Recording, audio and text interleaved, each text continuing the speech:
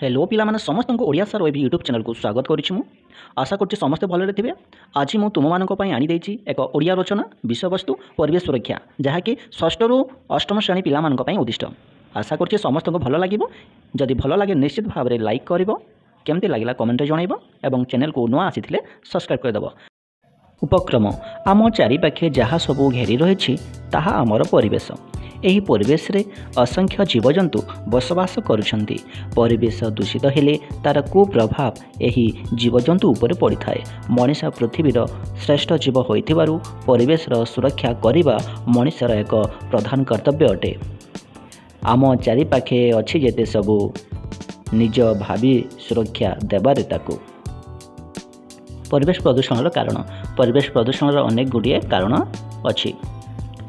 यह पछरे मनीष ही संपूर्ण भावे दायी अटे। एही प्रदूषणर कुप्रभाव केते भयंकर मनीष जानी मध्य निजकू एही कुकर्मरू रोकी पारु नाही।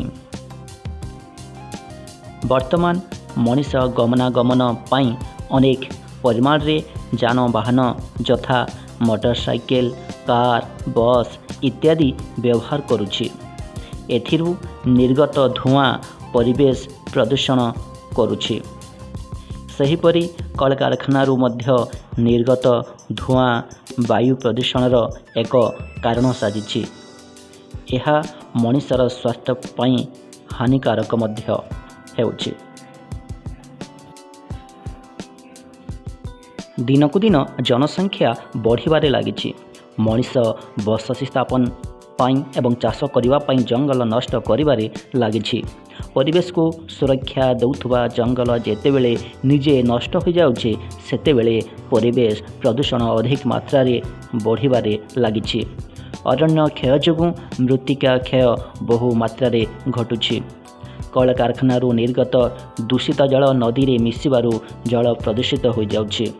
अनेक पर्वपर्वाणी रे मूर्ति विसर्जन करा जाउथुबारु जल प्रदूषित होउछि। लोक माने मैला आवर्जना नदी पोखरी रे फोपाड़िबा द्वारा जल प्रदूषणर कारण हेउछि। अनेक पचा सढ़ा जिनिस पॉलिथीन परी अदरकारी जिनिस इतस्ततः फोपाड़ी दउछंती, जहा फଳରେ परिवेश प्रदूषित होई जीव जगत उपरे कुप्रभाव पकाउछि। परिवेश सुरक्षा ପାଇଁ पदक्षेप। भगवान सृष्टि रे मनीष हेउछि श्रेष्ठ जीव। एही श्रेष्ठ जीव भावरे निज परिवेश को प्रदूषण मुक्त रखिबारे तार गुरुत्वपूर्ण भूमिका रहिछि। जेते परिमाण रे परिवेश प्रदूषण हेउछि, जदि तार पदक्षेप न निया जाय तेबे जीव जगत ध्वंस पाइजिब। परिवेशर सुरक्षा ପାଇଁ वृक्षर अवदान अधिक। आमे वृक्ष क्षय न करी जेते परिमाण रे वृक्षरोपण करी चलिबा सेते परिमाण रे आमर परिवेश प्रदूषण मुक्त होई उठिबो। सामाजिक वनीकरण, कृषि क्षेत्रीय वनीकरण, पुनः वनीकरण माध्यम रे नुआ नुआ गछ लगाइबा एवं परिवेश को सुस्थ रखी पारिबा। वन महोत्सव परि सुंदर कार्यक्रम रे छात्र छात्री तथा लोक मानू अंतर्भुक्त करिबा एवं नुआ अरण्य सृष्टि करिबा। कलकारखानार निर्गत दूषित जल सीधा सड़क नदी समुद्र को न छाड़ी रासायनिक प्रक्रिया माध्यम जल विशुद्ध कर छाड़ा उचित। सेहीपरि एथिर निर्गत विषाक्त धुआं परिवेश को न छाड़ी एथिपाई नुआ नुआ कौशल आनिबा आवश्यक। गमनागमन पाई व्यवहार करा जाउथुबा मोटरसाइकेल, कार, बस इत्यादिर व्यवहार को कम करबाकू पड़िबो। मैला आवर्जना पचासढ़ा जिनिस पॉलिथीन आमे इतस्तत न पकाई एक स्वतंत्र जगार पकाइबा आवश्यक। सरकार मध्य प्रणयन करथिबा स्वच्छ भारत अभियान निजको सामिल कर एक सुस्थ परिवेश गढ़िबारे गुरु दायित्व नेबा। उपसंहार। परिवेश सुस्थ रहिले आमे सुस्थ रहिबा। परिवेश प्रदूषण हेले आमे ध्वंस मुख को चली जिबा। तेणु समस्ते परिवेशर सुरक्षा कर्मी भावी परिवेश सुरक्षा रखिबार दायित्व नेबा उचित।